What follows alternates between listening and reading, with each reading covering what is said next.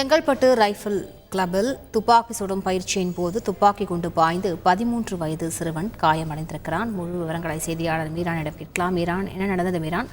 தற்பொழுது அந்த குண்டடிப்பட்ட சிறுவன் எப்படி இருக்கிறார்? விவரங்கள் என்ன?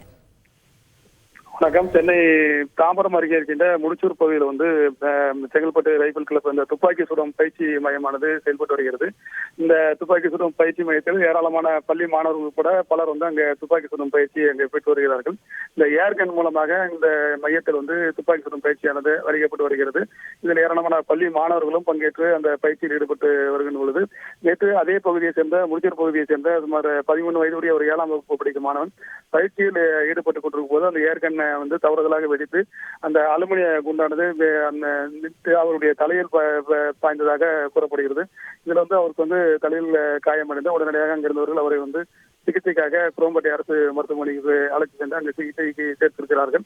இந்த ஏர்கன் மூலமாக பயிற்சி பெறும் பொழுது இந்த ஏர்கன் சுடும் பொழுது அந்த குண்டானது தவறுதலாக திரும்பி அவர் தலையை தாக்கியதாக முதற்கட்ட விசாரணையில் தெரிய வந்திருக்கிறது. இந்த சம்பவம் தொடர்பாக தீர்க்கக்கரணை போலீசார் சம்பவ இடத்தில் விசாரணை நடத்தினார்கள். இது தொடர்பாக போலீசார் கூறுகையில் இந்த ஏர்கன் மூலமாக பயிற்சி பெறும் பொழுது தவறுதலாக அந்த துப்பாக்கி வெடித்ததில் அந்த பள்ளி மாணவனுக்கு காயம் ஏற்பட்டிருக்கிறது. முதல்கட்டமாக அந்த மாணவனுக்கு முதலுதவி சிகிச்சை அளிக்கப்பட்டு தற்போது அந்த மாணவன் நலமாக இருப்பதாகவும் அவர் வீடு திரும்பிவிட்டதாகவும் அந்த தகவலை போலீசார் தெரிவிக்கிறார்கள். தொடர்ந்து இந்த சம்பவம் தொடர்பாக தீர்க்கக்கரணை போலீசார் விசாரணை நடத்தி வருகிறார்கள். இந்த சம்பவமானது அந்த முடிச்சூர் பகுதியில் ஒரு பெரும் பரபரப்பை ஏற்படுத்தியிருக்கிறது.